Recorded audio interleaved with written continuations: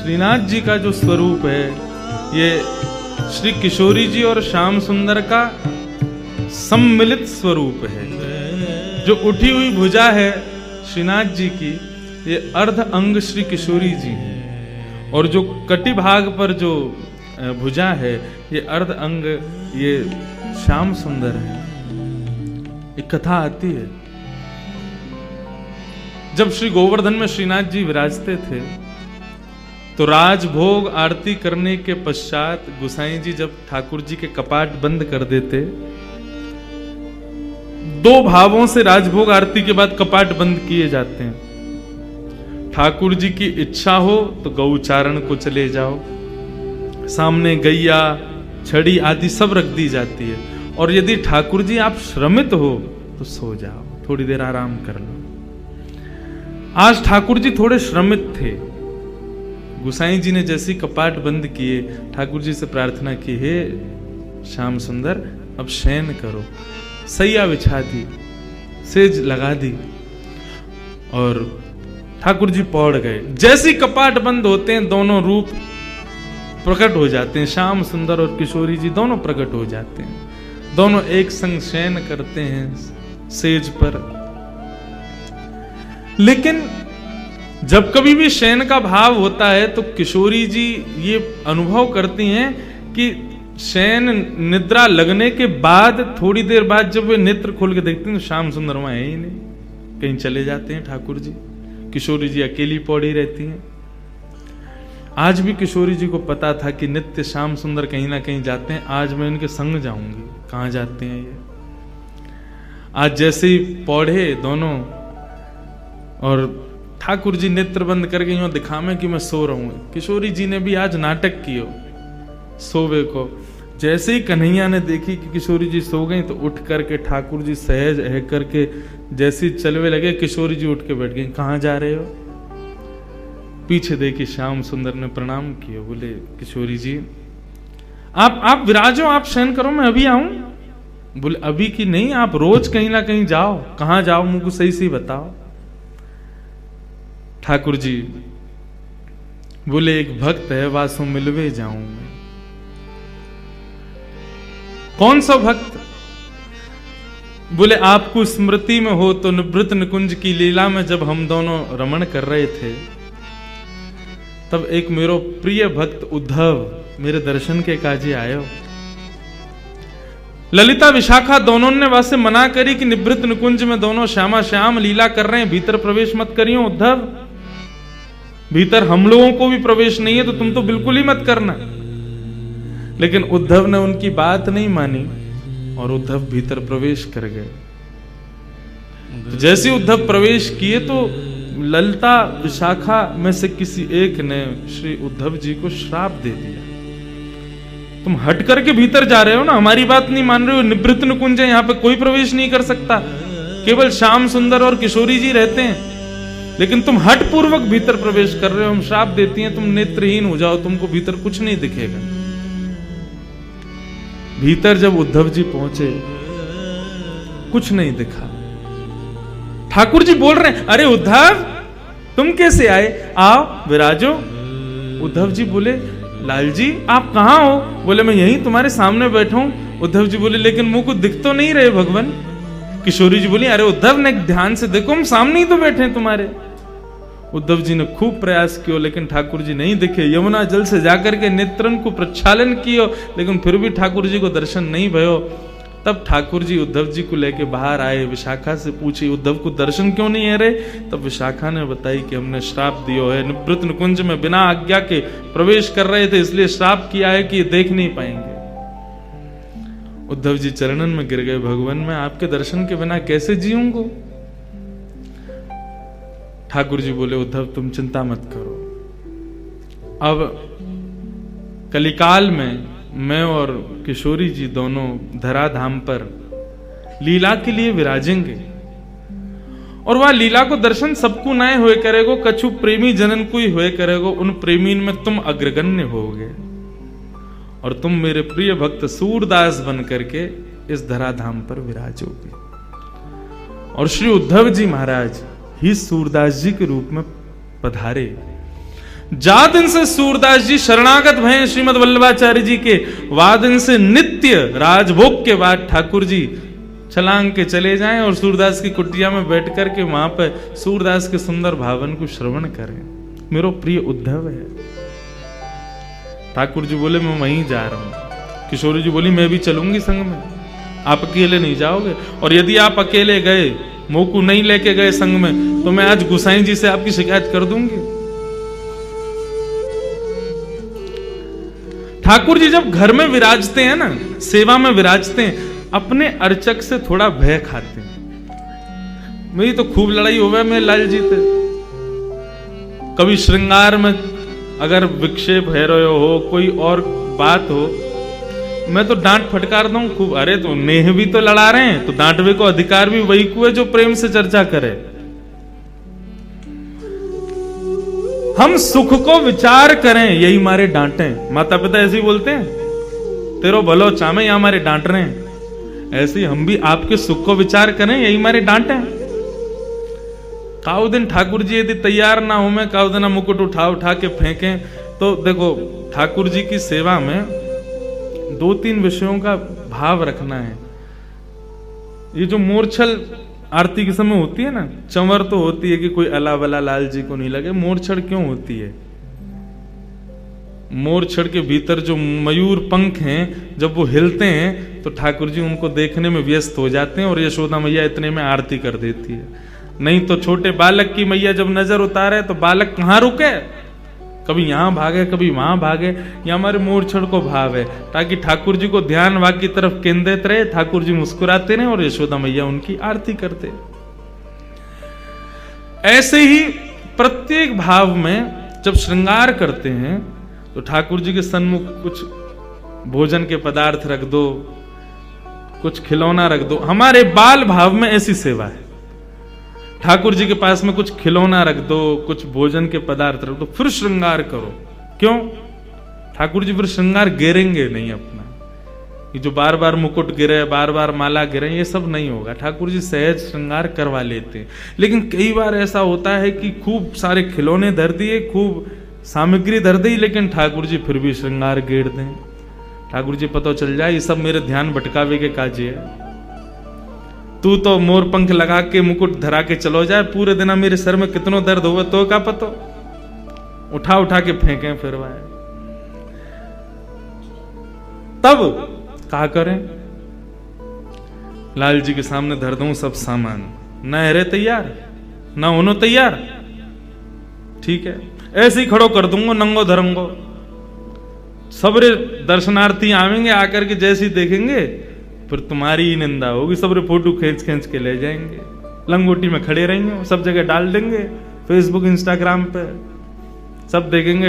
इंद्रेश जी के ठाकुर जी देखो लंगोटी में खड़े हैं। मैंने कि एक बार और प्रयास कर रहा हूं, तैयार हो जाओ। और वास्तव में जैसे प्रयास करें ठाकुर जी फिर से तैयार हो गए। यदि इस भाव से कभी कभी ठाकुर जी को डांटा भी जाए ना, कोई दोष नहीं, ये भी तो प्रेम है। प्रेम करने वाला ही तो डांट सकता है, प्रेम करने वाला ही तो तेज आवाज में बोल सकता है। किशोरी जी बोली मैं गुसाई जी से शिकायत कर दूंगी तुम्हारी। ठाकुर जी बोले गुसाई जी से मत कहियो, बहुत डांटेंगे नहीं तो फिर मुंह को लेके चलो संग में। अच्छा चलो, लेकिन सुनो, शांत बैठियो और तुरंत जाएंगे, तुरंत आएंगे, ठीक है। किशोरी जी को संग लेकर के ठाकुर जी पहुंचे। कुटिया में सूरदास जी बैठे और सूरदास जी बैठ करके सुंदर ठाकुर जी के भाव गा रहे हैं। कौन कुटिल खल कामी मोसम, कौन कुटिल खल कामी मोसम, कौन कुटिल खल कामी मोसम, कौन कुटिल खल कामी। जो तन दियो ताहि बिसरायो, जो तन दिया ताहि बिसरायो, बिसरायो, जो तन दियो ताहि बिसरायो, जो तन दियो ताहि बिसरायो, ऐसो नमक मौसम कौन कुटिल खलगामी,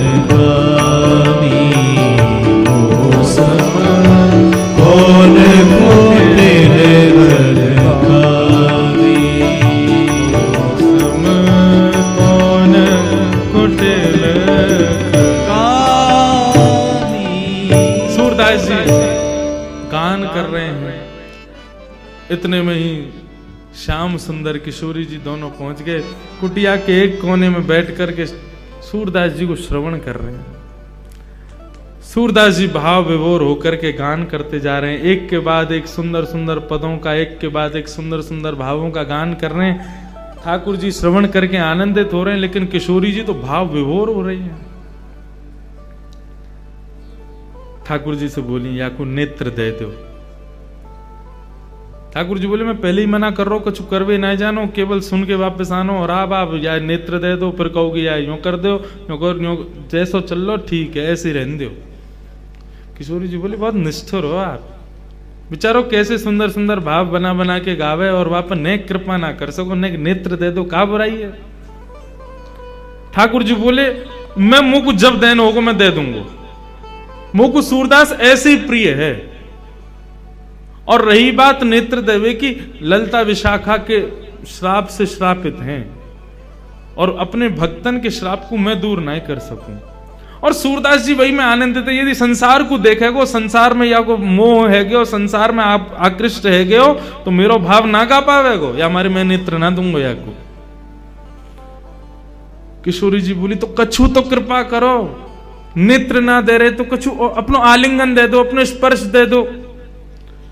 बोले, नेत्रहीन बाबा है, इतनी जोर किया कि पकड़े, एक बार आलिंगन दे दियो, ऐसो पकड़ेगो छोड़ेगो नहीं, फिर जान नहीं देगो। गोसाई जी वहां पर मंदिर खोलेंगे, दोनों नहीं मिलेंगे, कहा होगा फिर। किशोरी जी बोली, हर कृपा के लिए मना कर रहे हो, नेत्र देवे की मना, आलिंगन देवे की मना। अरे इनको ये आभास करा दो कि मैं और तुम यहां बैठे हैं, कम से कम ये अनुभव हो जाएगा कि किशोरी जी बैठी हैं, श्याम सुंदर बैठे हैं, कितना सुख होगा सूरदास को। बोले, नहीं, ये विरह में है, इसलिए हमारो भाव गावे। यदि आपको पता चल गई ना श्याम सुंदर किशोरी जी नित्य आमे, तो या को विरह नष्ट हो जाएगा। और विरह में नहीं गावेगो तो मुझको सुख कैसे मिलेगा। किशोरी जी बोली, बहुत निष्ठुर हो आप, कोई भी कृपा कैसे भी है नहीं जाए। लेकिन किशोरी जी के मन में, चल लो मुझे तो कृपा करनी है, कछु तो मैं करके जाऊंगी आज। इतने में सूरदास जी अपनी लाठी उठाई और अपनी कुटिया से बाहर निकलने लगे। जैसे ही जान लगे, ठाकुर जी बोले, चलो श्यामाजू, अब थोड़ी बहुत देर में उत्थापन है व्यवहारों मंदिर में, हम चल के सहज है जाएं। किशोरी जी बोली, नहीं, थोड़ी दूर तक चल रहे हैं। सूरदास जी बेचारे नेत्रहीन, कहीं जा रहे हैं, कहीं गिर आ गए, तो बोले, वो रोज जामे, कहीं ना गिरेंगे, चलो हम चले। किशोरी जी बोली, देखो मैं आई हूं तो नेक देर और मुंह को रहने दो, अभी समय है उत्थापन में, नेक देर विराजने, फिर चल रहे हैं। सूरदास जी के पीछे पीछे किशोरी जी, श्याम सुंदर दोनों जान लगे। आगे गहरो गड्ढा, सूरदास जी जैसी वाकी ओर भरने लगे, किशोरी जी भागी। ठाकुर जी ने हाथ पकड़ो, बोले नहीं। बोले, सूरदास गिर जाएगो। बोले, जो होगो सब उचित होगो, आप श्रम मत करो, आप जबरदस्ती मत करो। और देखते ही सूरदास जी वहां में फिसल गए, रिपट के नीचे चले गए। अब जैसे ही नीचे गिरे तो ठाकुर जी ने किशोरी जी पकड़ी, बोले, अब चलो यहाँ से, क्योंकि ये मदद के काज चिल्लावेंगे, लोग बाग आमेंगे, हमें देख लेंगे तो बवा ले जाएगो, हमें जाके उत्थापन में दर्शन देना है। किशोरी जी बोली, नहीं, सूरदास जी पर कृपा करो, उनको पहले या गड्ढा से बाहर निकालो, तभी हम जाएंगे। ठाकुर जी बोले, आप मानो क्यों ना हो, सूरदास को रहने दो वहीं पे। किशोरी जी बोली, या तो ये करो, नहीं तो मैं यहीं बैठी हूं, नहीं जाऊंगी, तुम अकेले खड़े आ जाइयो ऐसे जाके। ठाकुर जी बोले, यही मारे संग नहीं लेके आ रहा हूं आपको, मैं अकेलो ही आ रहा हूं, अब माने ही ना है, करना ही पड़ेगा जो कह रही हैं। कहा करूं बताओ? बोले अपनी काली कमरी उतारो, नीचे बाकू डारो, सूरदास को बोलो कि काली कमरी पकड़ के ऊपर चढ़ के आ जाए। स्पर्श को ना कह रही हूं मैं, बस कमरी पकड़ करके नेक ऊपर खींच लियो, जैसे ऊपर आ जाए वो कमली छुड़ा के हम दोनों भाग लेंगे यहाँ से। ठाकुर जी बोले ठीक है। नीचे अपनी कमली लटकाई, बाबा ओ बाबा। जैसे सूरदास जी ने बाबा शब्द सुनो, रोम रोम नृत्य करने लगो। बोले स्वर साधारण मानव को नहीं है, ये स्वर साधारण जीव को ना है सके। जा स्वर को सुनकर के रोम रोम प्रफुल्लित है रो, जा स्वर को सुनकर के मन रूपी मयूर नृत्य कर रहा है, जा स्वर को सुनकर के नेत्रन से अश्रुपात है रो, जा स्वर को सुनकर के हाथ पांव कंपित है रे। ये सामान्य मानव को स्वर ना है सके। कौन है भैया? कौन बुला रहा है? अरे बाबा मैं यही पास के गांव को हूं, आप गिर गए हो नीचे, आपकी सहायता करवे आया हूं बाबा। अच्छा भैया कैसे निकालेगो बाहर? बोले मैंने अपनी काली कमली यहां में डाल दी है, आप बाकू पकड़ करके ऊपर चढ़ जाओ, मैं खींच लूंगा। सूरदास जी बोले हाँ भैया कितकू है? बोले इतकू है। सूरदास जी गए, जैसे ही ठाकुर जी को पटका पकड़ो, पटका में से आ रही इत्र की सुगंधी, और ये इत्र की सुगंधी वही थी जो आज श्रृंगार के दर्शन के समय गोसाई जी ने इत्र प्रदान किया, तो वही इत्र है। सूरदास जी मनी मन प्रफुल्लित है गए। बोले ओहो ये तो निश्चित ही श्याम सुंदर पधारे। जैसे ही सूरदास जी ऊपर चढ़ने लगे, अकेले कन्हैया पे खींचे नहीं, नेक से कन्हैया। ठाकुर जी बोले खड़े खड़े देख रही हो, सब हमते करवा रही हो, आओ न खींचो मुझको। सूरदास जी को ठाकुर जी खींच रहे हैं, ठाकुर जी की कमर पकड़ के किशोरी जी खींच रही है। बस यही तो चाहिए किशोरी जी को, कैसे कृपा होनी चाहिए। और जैसे ही खींच करके ऊपर लाए, सूरदास बोलो बेटा आज मत चूक जाइयो, बहुत वर्षन से चूक रहो तू, आज मत चूक जाइयो, पकड़ लियो। दोनों आए, जैसे ही बाहर निकले सूरदास जी ने ऐसी स्वयं को ठोकर लगाई कि ठोकर लगाते गिरे। ठाकुर जी तो हट गए, पीछे खड़ी किशोरी जी के दोनों चरण सूरदास जी के हाथ में आ गए। और जैसे ही हाथ में चरण आए, सूरदास जी ने कस करके पकड़ लिए। अब किशोरी जी को ठाकुर जी कहते जल्दी भगो, पकड़ ले गो बाबा। जैसे ही पाम छुड़ा के भगी तो किशोरी जी की एक पाजेब सूरदास जी के हाथ में रह गई। सूरदास जी ने तुरंत अपनी कांख में दवाई ली। बस मनी मन बड़े प्रसन्न रहे, बोले इतना ही सही बहुत है, कछु तो है मेरे पास, कभी तो आमेंगे लेवे। जैसे ही दौड़े दोनों, किशोरी जी चली, श्याम सुंदर मुंह को ऐसा लगे मेरी एक पाजेब की आवाज ना आ रही। जैसे ही अपने अंग चरणन को देखो तो बोले अरे मेरो पाजेब तो वहीं रह गयो, मेरी पायल रह गई कन्हैया, चलो लेके आवेंगे। ठाकुर जी बोले दूसरी धरा दूंगो, वाय लेवे मत चलो, ना ना वही चाहिए मुझको। अरे वो साधारण ना है, मेरी सखी सहचरीन ने कैसी मिन्नत करके कैसी मेहनत करवा करके बनवाई, और मुंह को बहुत प्रिय, वही चाहिए मुझको। ठाकुर जी बोले यही मारे ना लाऊं मैं तुम्हें, कितनो श्रम है रो, नेक देर में हमको सहज होनो, मंदिर में पहुंचनो, दर्शन करवे के दर्शनार्थी पधारेंगे सब, आप माने ना है। किशोरी जी बोली वही पाजेब चाहिए, चलो। ठाकुर जी गए लेकर के, दूर खड़े सूरदास जी बैठे हुए, बैठ करके और प्रेम से हरि स्मरण कर रहे हैं। इतने में ठाकुर जी दूर से बोले बाबा। हाँ भैया फिरते आ गए? बोले हाँ बाबा, वो मैं यहाँ हमारे आयो कि मेरे संग में मेरी एक सखी और ही, बाकी एक पाजेब रह गई है, वो आपने धर ली है बाबा, बाकू दे दो। सूरदास जी बोले कौन सी पाजेब? बोले आपने धर ली है। अच्छा ये वाली पाजेब? बोले हाँ ये वाली। अच्छा कौन की है? बोले मेरे संग एक सखी पधारी है, मेरी सहेली है, बाकी है। बाबा बोले मोह का पतो तेरी सहेली की है कि ना है, मेरी कोई मदद करवे आयो ना एक देर पहले, बाकी पाजेब रह गई, सो मैंने धर ली कि आवेगो तो दे दूंगो। अब मोह का पतो कि जाने मेरी मदद करी, वो तो ये मुंह दिखे तो है ना। ठाकुर जी बोले अरे मैं ही हूं बाबा, मैंने ही कृपा करी, मैंने ही आपको निकारो बाहर।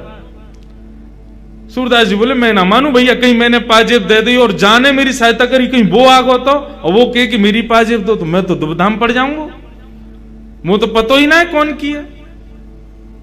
बोले बाबा सब छोड़ो, यूं बताओ कैसे दोगे? बोले ऐसे दूंगो, एक पाजेब मेरे पास है, एक तुम्हारे पास होगी। बोले हाँ, बाकी पहचान करा दो। बोले कैसे होगी पहचान? बोले लाओ, मेरे घुटने पे जा पाम में पाजेब है, वह पाम को धरो, मैं अपने हाथन से स्पर्श करके वह को अनुभव कर लूंगा, जैसे अनुभव हो जाएगा दूसरी पाजेब दे दूंगा। श्याम सुंदर बोले नहीं किशोरी जी, ये नहीं करना है। किशोरी जी बोले चुप रहो, तुम जा रही हो। किशोरी जी आगे आगे बढ़ती जा रही हैं, अपनो पाम धरवे जा रही है सूरदास जी के सुंदर अंग पे। लेकिन ठाकुर जी बार बार रोके, किशोरी जी मत जाओ, बाबा पकड़ ले को। बोले आज पकड़न दो या को। जैसे ही समीप गई, किशोरी जी ने अपनो चरण सूरदास जी के हस्त कमल पर रखो। सूरदास जी ने जैसे ही वह को स्पर्श किया, स्पर्श करके जब अनुभव किया, लाओ दूसरा चरण दो। दूसरा चरण लेकर के सूरदास जी ने अपने हाथन से पाजेब पहना करके दोनों चरणन को पकड़ करके और अपने हृदय पर रख लिया। बोले अब नहीं जाओगे आप, अब नहीं छोड़ूंगा, अब यहीं रहोगे, मेरे पास ही रहोगे, मेरे संग ही रहोगे, और जाओगे तो मुझको संग लेके जाओगे, मैं जानू आप कौन हो। ठाकुर जी बोलो किशोरी जी मैं पहले ही कह रहे हो ना, ये बाबा माने को नहीं पकड़ ले को। किशोरी जी के नेत्र सजल है गए। बोले अब या बाबा को समय आ गए हो, लाल जी या को दर्शन दो। ठाकुर जी गए सन्मुख। बोले बाबा कहा चाहिए? बोले कछु नहीं चाहिए, केवल हरि दर्शन की प्यासी अखियां, बस आप दोनों के युगल स्वरूप को दर्शन कर लूं, मेरा जीवन वही में ही आनंदित है जाएगा। श्याम सुंदर ने अपने हाथन से जैसे ही सूरदास जी के नेत्रन को स्पर्श किया, बोले बाबा नेत्र खोल करके देखो। जैसे ही सूरदास जी ने नेत्र खोले हैं, सामने युगल स्वरूप खड़ो भयो है। सूरदास जी पर कृपा करवे के काजे दोनों श्यामा श्याम खड़े करके मंगल दर्शन प्रदान कर रहे हैं। सूरदास जी एक एक अंग को दर्शन कर रहे हैं, आनंदित है रहे हैं, नृत्य कर रहे हैं, झूम रहे हैं, गा रहे हैं, बार बार प्रणतिपात निवेदन करके प्रणाम कर रहे हैं। ऐसो सुंदर युगल स्वरूप को दर्शन करके सूरदास जी आनंदित है गए। दोनों से कही अपने बरदस्त मेरे सिर पर धर दो, अपने चरणन की रज मेरे माथे से लगाए दो और मुंह पे कृपा कर दो। कहा कृपा करें? कर तो दई, दर्शन दे तो दिए।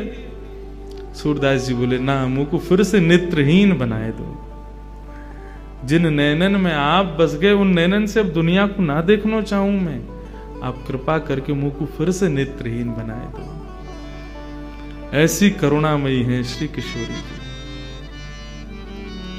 मोहे तो भरोसो है तेरो ही किशोरी राधे। मोहे तो भरोसो है तेरो ही किशोरी राधे। कल रात्रि में जब बैठे थे तो एक भैया पूछ रहे थे ना, कौन ज्यादा कृपालु है, कौन ज्यादा दयालु है दोनों में। तब तो मैं कह रहे हो कि ठाकुर जी दयालु हैं, लेकिन हार मानी हमने अपनी, किशोरी जी से बड़ो दयालु कोई नहीं। ठाकुर जी भी एक बार को विचार करें, मेरे दर्शन में विलंब है जाएगो, मेरे गुसाई जी नाराज है जाएंगे, मुँह तो वो यूं है जाएगो। लेकिन किशोरी जी और कोई की परवाह ना करें, जहाँ पे कृपा करनी है सो कृपा करनी है। और वहां से दर्शन में विलंब हो, गुसाई जी नाराज हो, दुनिया उलट पुलट रह जाए, चाहे ब्रह्मांड नष्ट रह जाए, लेकिन अपने किसी वैष्णव भक्त पर कृपा करनी है तो किशोरी जी विचार नहीं करती। किशोरी जी तुरंत कृपा करें। मोहे तो भरोसो है तेरो रे किशोरी राधे। मोहे तो भरोसो है तेरो रे किशोरी। अष्ट सखाओं की आप समस्त पदावलियों को पढ़ना, हर अष्ट सखा के भाव को पढ़ना, उनके प्रारंभिक पद से लेकर के अंतिम पद तक पढ़ना। चाहे सूरदास, कुंभनदास, गोविंद स्वामी, छीत स्वामी, सबके पद पढ़ना।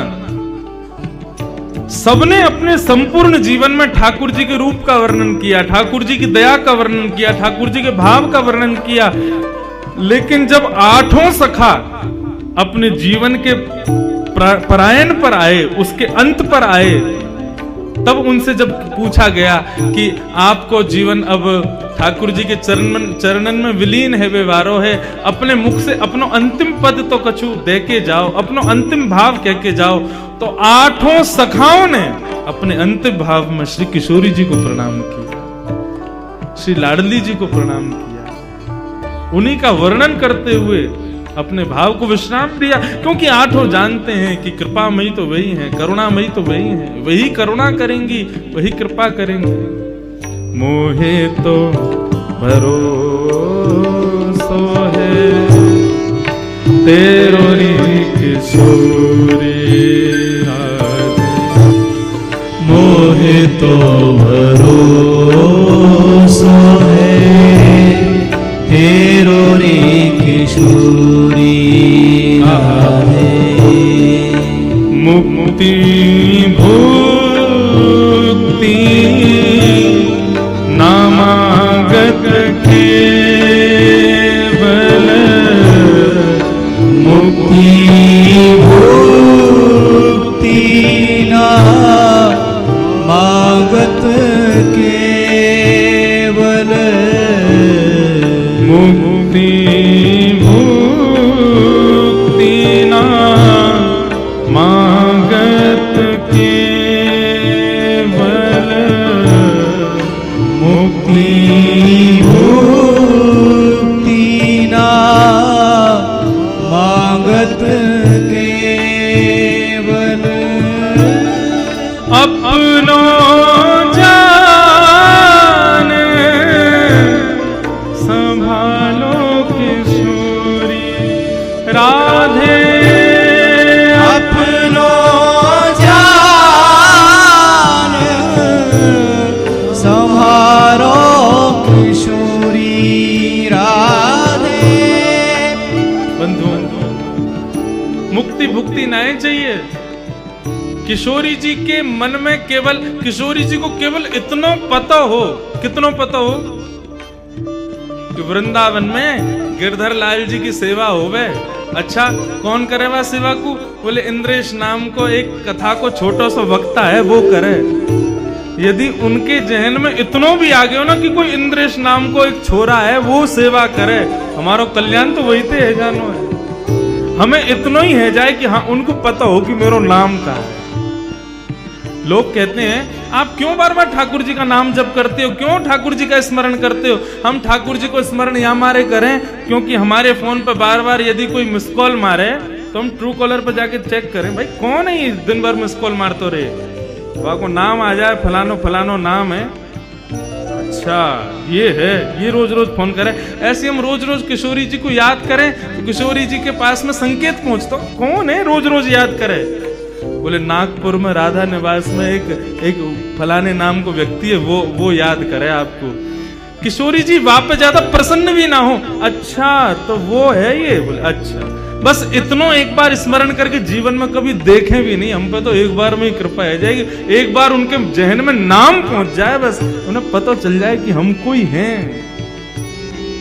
मुक्ति भुक्ति ना मांगत के बल, मुक्ति भुक्ति ना मांगत केवल, अपनो जान संभालो किशोरी राधे, अपनो जान संभालो किशोरी राधे।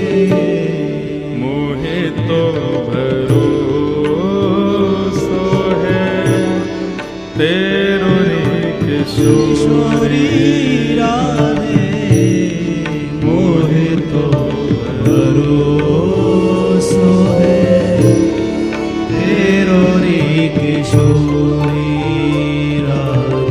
ओ मोहे तो भरोसो है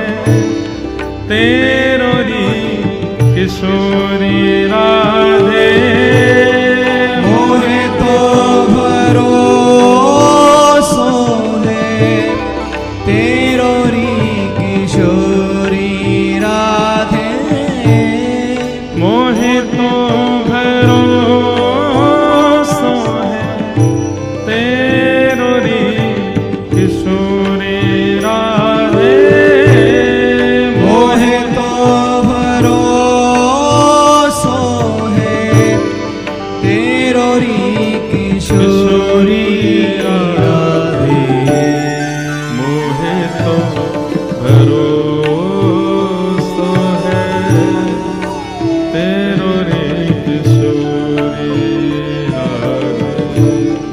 मोहे तो भरोसा है तेरो रे किशोरी तेरो रे किशोरी तेरो रे किशोरी ओ तेरो रे किशोरी तेरो रे किशोरी।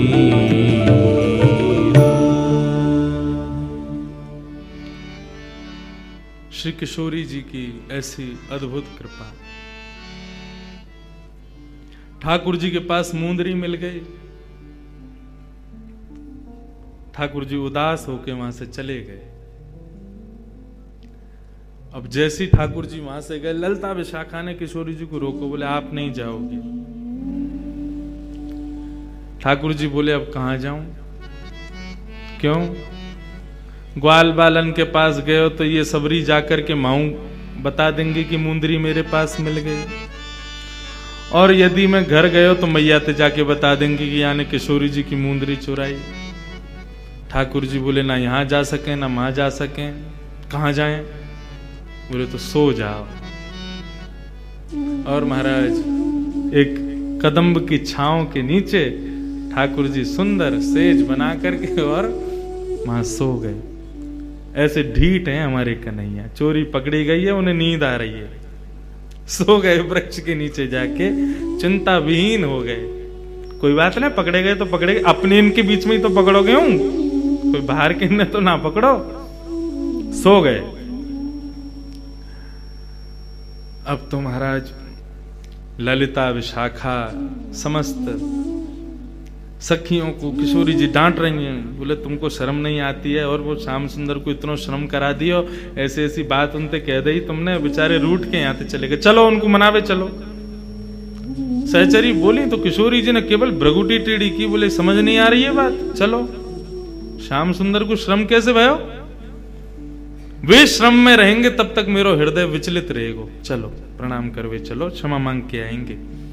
सब सहचरीन को संग लेकर के किशोरी जी जैसे निकसी, वो तो नंद भवन को जा रहे हैं, इतने में बीच में कदम्ब के वृक्ष के नीचे देखो, अरे ये तो यहीं पौड़े में। ललिता विशाखा आदि सबन के संग में गई, देखो तो श्याम सुंदर सोए। आहा कैसी सुंदर छवि ठाकुर जी की। ऐसा सुंदर श्रृंगार करके यशोदा मैया भेजा कन्हैया को, ऐसी सुंदर छवि, ऐसे सुंदर नेत्र, ऐसे सुंदर कपोल, ठाकुर जी के सर्वांगीण अंगों को दर्शन किशोरी जी कर रही हैं खड़े खड़े। इतने सुंदर, इतने प्यारे लग रहे हैं ठाकुर जी। इतने में ललिता विशाखा को सूझा ऊधम, बोली सुनो, सो रहे हैं, खर्राटे और ले रहे हैं धीरे धीरे, बहुत थक रहे हैं, श्रम है क्या? बोले कहा करना? बोले कि अब एक काम करो, धीरे धीरे करके इनके सब सामान चोरी कर लो, जितनी सामग्री इनने पहन रखी सब उतार लो। ठाकुर किशोरी जी बोले अरे नहीं नहीं ऐसे मत करो, देखो किशोरी जी आनंद करन दो, सुख मिलेगा आपको ही, ले चलो सबन में, फिर आवेंगे रोते रामते आवेंगे मांगवे के काजे, तब आनंद आवेगो। सोते भये श्याम सुंदर की महाराज गलेन से हार उतार लिए, हाथन के कड़ूला उतार लिए, पैरन की पाजेब उतार ली, क्षुद्र घंटे का, छोटी छोटी घंटी लगी ठाकुर जी की कमर पे, क्षुद्र घंटे का। अच्छा पता आपको श्याम सुंदर कौंधनी ऐसी साधारण कौंधनी नहीं पहनते, कैसी कौंधनी पहनते?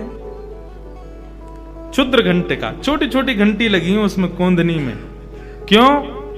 ये बचपन से ही ठाकुर जी पहने। जब ठाकुर जी थोड़ा थोड़ा चलवो सीखे तो यशोदा मैया जब यमुना जल भरवे जावे तो ठाकुर जी पल्लू पकड़ लें और मैं हूं चलूंगा संग में। अभी नेक नेक चलना सीखे तो यशोदा मैया बोले चल आला, मैं तो मटका पकड़ूंगी, तेरा हाथ पकड़ ना पाऊंगी, ले तू मेरी चुनरी पकड़ ले।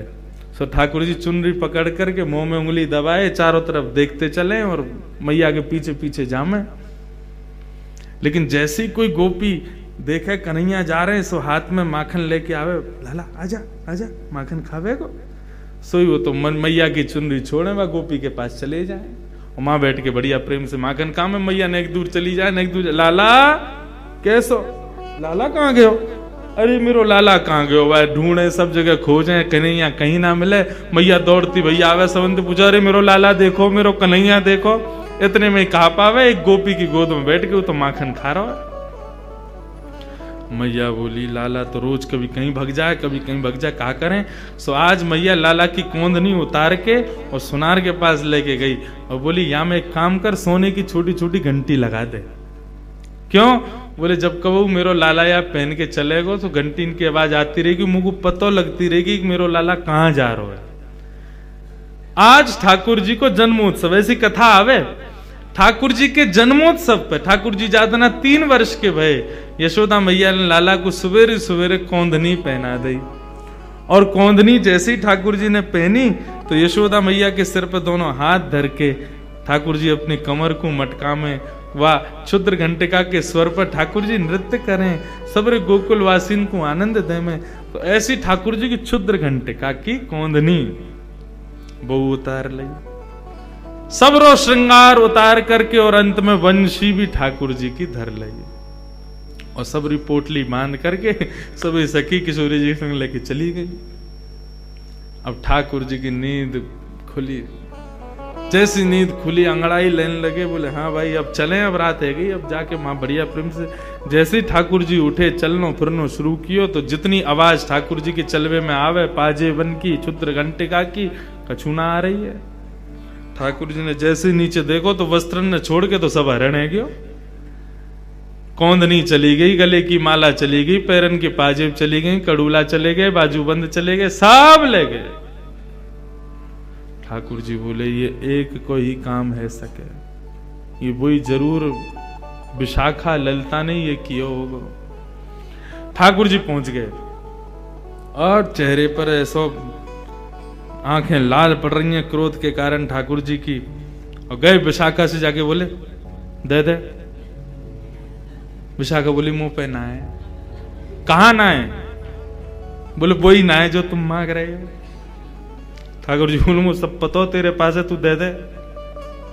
बोले जब हमने प्रेम से मांगी तुमने दी, तो तेने कोई कसर भी ना छोड़ी किशोरी के सामने, जो मेरी तेने भद्रा उतारी का है वो हमें कोई कसर भी ना छोड़ी है तेने। अब दे दे प्रेम ते, देख मैया बहुत मारेगी मुंह को, तेने वो सोने की क्षुद्र घंटिका तक निकाल ली मेरी। अरे मैंने तो केवल एक मुंदरी उतारी, तेने पूरा श्रृंगार ही उतार लियो मेरो, चल वापस दे।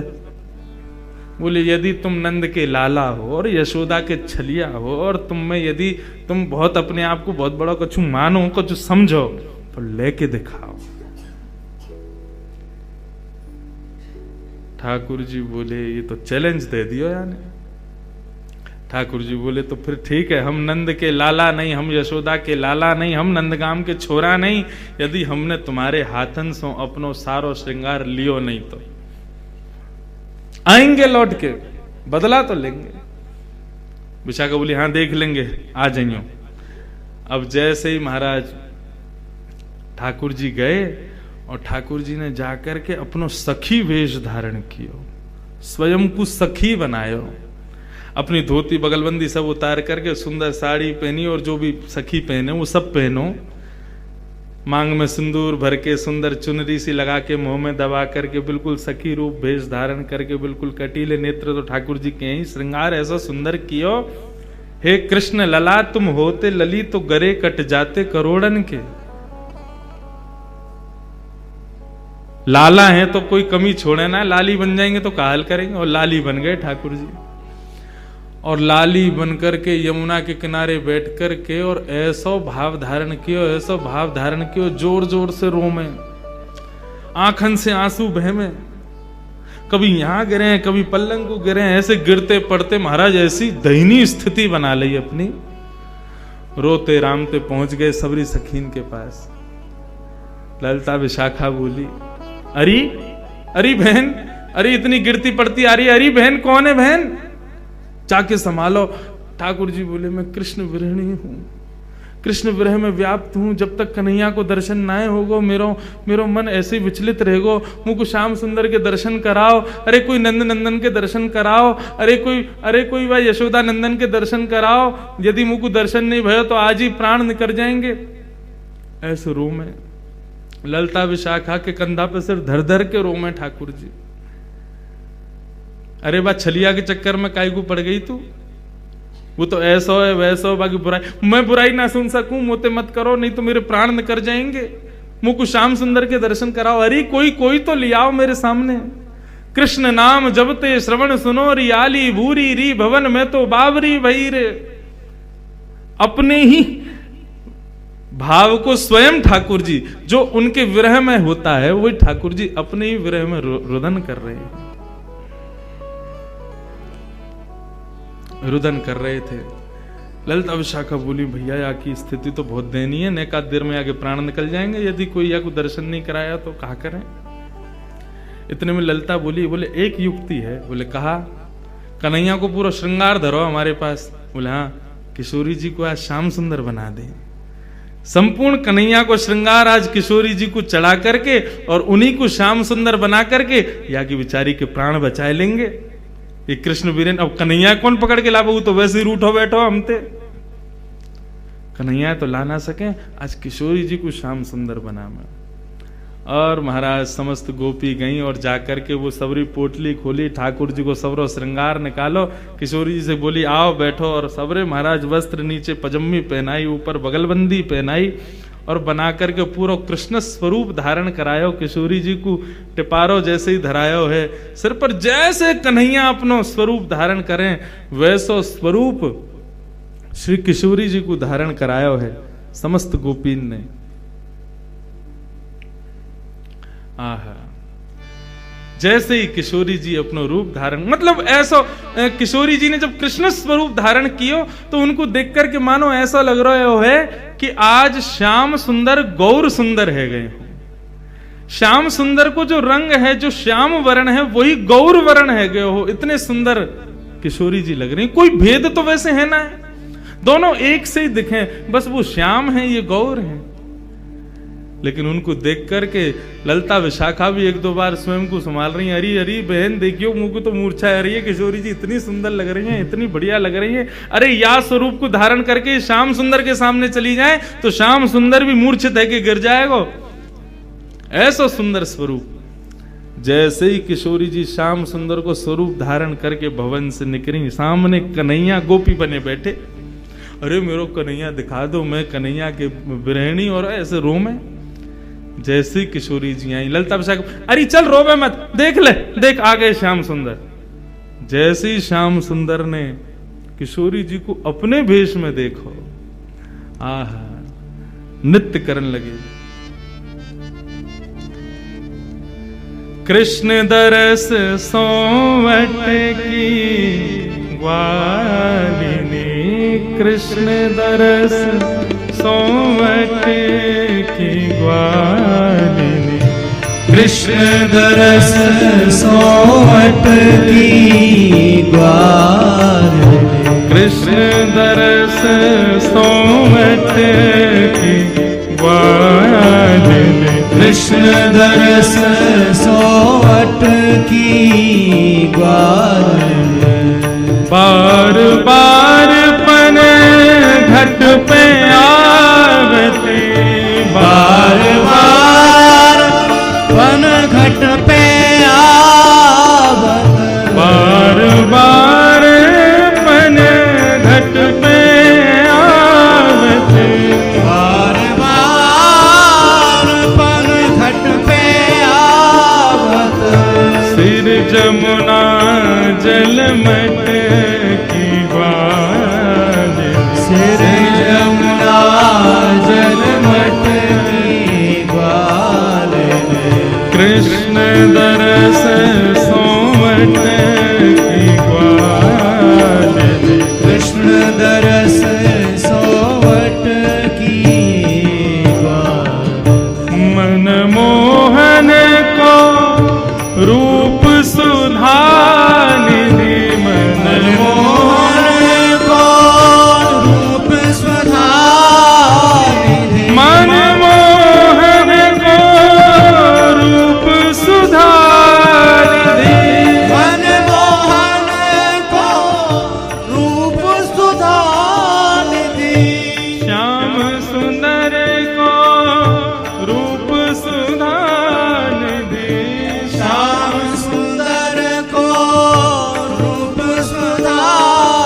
आज श्याम सुंदर के रूप में गौर सुंदर सामने खड़ी हैं और गौर सुंदर के हाथ में अपनी वंशी देख करके, माथे पर मोर मुकुट देख करके, छुत्र घंटिका देख करके, पावन में पाजेब देख करके, मानो कन्हैया भी एक बार को भूल गए हो कि मैं कृष्ण हूँ। स्वयं गोपी भाव में प्रकट होकर के चारों तरफ नृत्य कर रहे हैं। किशोरी जी को कृष्ण रूप में देख करके आनंदित हो रहे हैं। मनमोहन को रूप सुधा निधि, मनमोहन को रूप सुधा निधि, विवत प्रेम रस घटे की ग्वाल, विवत प्रेम रस घट की ग्वाल। कृष्ण दास धन धन श्री राधिका, कृष्णदास धन धन श्री राधिका, कृष्णदास धन धन श्री राधिका, कृष्णदास धन धन श्री राधिका। लोक लाज सब पटकी ग्वालिनी, लोक लाज सब पटकी ग्वालिनी, नंद नंदन सोमट ग्वालिनी, नंद नंदन सोमट की ग्वाल। ओ कृष्ण दरस सोमट ग्वालिनी, कृष्ण दरस सोमट की ग्वाल। कृष्ण दरस सोमट ग्वालिनी, कृष्ण दरस सोमट की ग्वाल। भट की ग्वालिनी, भट की ग्वाल। भट की ग्वालिनी, भट की ग्वाल। ग्वालिनी विरह से कातर होकर के चारों तरफ नृत्य कर रही है। अरे श्याम सुंदर, अरे नंद नंदन, अरे यशोदा नंदन, अरे ब्रज उर चंदन, मैं तो तुम्हारे दरस के काजे कब से भटक रही हूं, मेरे प्राण कर जाएंगे कन्हैया, आके मुंह को हृदय से लगाए लो। ऐसा कहकर के जब विरह भाव में आई वह गोपी, कृष्ण रूपी गोपी, इतने में किशोरी जी दौड़ करके गई और जाकर के वह गोपी को कृष्ण भाव से जैसे हृदय से लगाए। और ठाकुर जी बहुत देर तक तो हृदय से लगा करके रहे, लेकिन जैसे ही नेत्र खुले सामने ललता विशाखा दिखी और ठाकुर जी को याद आ गयो इनने जो बात कही थी कि तुम श्रृंगार लेके दिखाओ तो हम जाने तुम नंद नंदन के लाला हो, तुम यशोदा के लाला हो। ठाकुर जी ने किशोरी जी को एक हाथ से पकड़ो, यहाँ से मुकुट उतारो, दूसरे हाथ से हाथन के गले के सबरे श्रृंगार उतारे, क्षुद्र घंटिका खींची, सबरे पाजेब लेकर के और अपनों सिर से घूंघट हटाए करके विशाखा से बोले ले करके जा रहे हैं अपनो श्रृंगार और तू रोक के दिखा। ललता विशाखा पीछे पीछे दौड़ी, श्याम सुंदर लेकर के अपना श्रृंगार दौड़ करके भागन लगे नंद भवन की ओर। लेकिन किशोरी जी को तो वही रूप, वही भाव, वही स्वरूप वो ठाकुर जी के चित्त में बस गए। ऐसा भाव हम सुने कि ठाकुर जी कभी कभी कुंज में विराज करके किशोरी जी को श्रृंगार करें, किशोरी जी ठाकुर जी को श्रृंगार करें। ये श्रृंगार में कहा करें, यही करें ठाकुर जी किशोरी जी को श्याम सुंदर बनावे और श्याम सुंदर किशोरी जी को, ठाकुर जी किशोरी जी को श्याम सुंदर बनावे और किशोरी जी श्याम सुंदर को श्री किशोरी बनावे। और दोनों एक दूसरे को भाव, एक दूसरे को श्रृंगार, वही सब धारण करके संपूर्ण लीला को संवरण करें और यही से हम सबन को सुख प्राप्त हो गए। ऐसी ये ठाकुर जी की निभृत निकुंज की लीला है। आप कहेंगे यहां तो ललता विशाखा भी है। ललता विशाखा बाह्य रूप से है, लेकिन किशोरी जी की मनोदशा और ठाकुर जी की मनोदशा जो है वो निभृत निकुंज की है। किशोरी जी के संग में ठाकुर जी कछु भी करें, लेकिन किशोरी जी वहां में उनके सुख को विचार करें, ठाकुर जी उनके सुख को विचार करें, यही निभृत निकुंज है। निभृत निकुंज में मानव हम प्रवेश कर नहीं सकते और करने का प्रयास करना भी नहीं चाहिए। निभृत निकुंज का तो केवल दूर से दर्शन हो जाए, उसका अनुभव हो जाए। ठाकुर जी कछु बतियाए हैं किशोरी जी से, आपको वो खुसुर पुसुर केवल अनुभव है जाए, बस वहां में ज्यादा प्रवेश को विचार मत करो। ठाकुर जी की कृपा है कि आपको यहां तक भी आने को अवसर मिल रहे हो है, लेकिन वहां के भीतर प्रवेश हमको मिले, वहां को भाव मत रखो।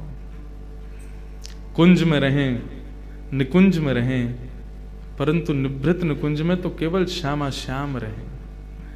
वो उनके सुख को भाव है, वाह को विचार करो, और वही विचार से श्री किशोरी जी को, श्याम सुंदर को मनाओ। हमारे ब्रज के अनन्य रसिक श्री हरिराम व्यास जी गाते हैं, चरणन की रज पाम किशोरी तोरे, चरणन की रज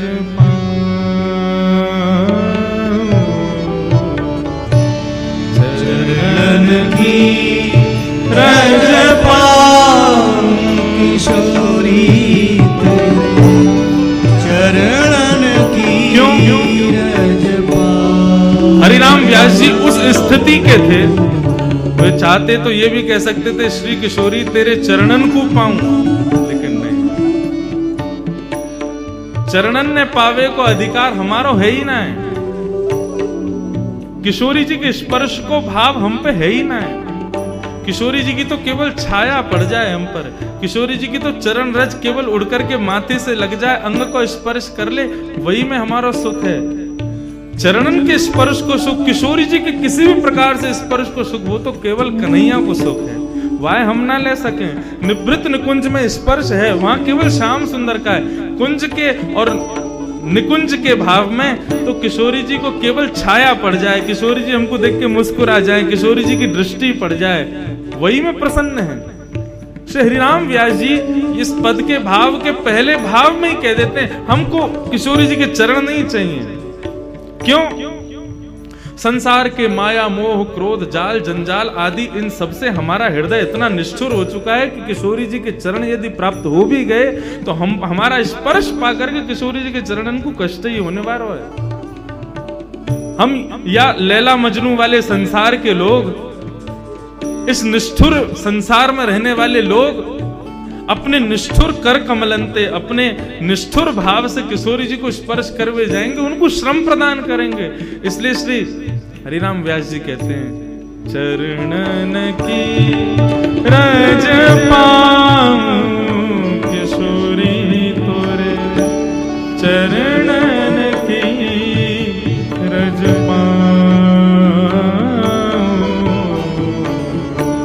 चरणन की रज पाऊं किशोरी तेरे, चरणन की रज पाऊं।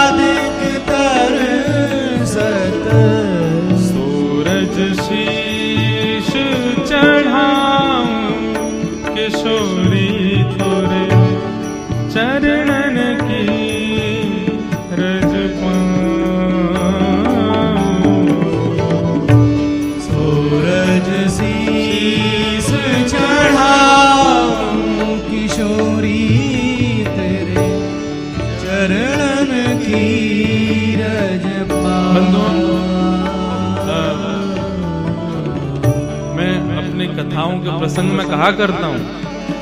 कई लोग पूछते हैं कि हमको ब्रजवास चाहिए, कैसे मिले? अष्ट सखाओं के और कुछ रसिकाचार्यों के ऐसे ऐसे पद हैं, यदि इनको आप नित्य क्रम में गाना शुरू कर दो ना, किशोरी जी की कृपा से ब्रजवास मिल जाए। आज लाल जी को ब्याउलो भयो तो हमारे लाला की सबरी कहा कहूं, साली कहूं, सबरी कहा के साली तो के, हमारे यहाँ तो साली के। हाँ, किशोरी जी की सब बहन है तो सब साली भाई, सबन ने काम मांगो, बोले हमें बधाई में दीजो श्री ब्रजधाम, ब्रजधाम मांगो। तो ब्रजधाम यदि चाहिए तो या पद को अपने जीवन में सुबह शाम नित्य या पद को स्मरण करते रहो। किशोरी जी कृपा अवश्य करेंगे, ब्रजधाम मिल ही जाएगा। ये बधाई है, ले लो जाके। ओ चरणन की रज पाऊं किशोरी तोरे, चरणन की रज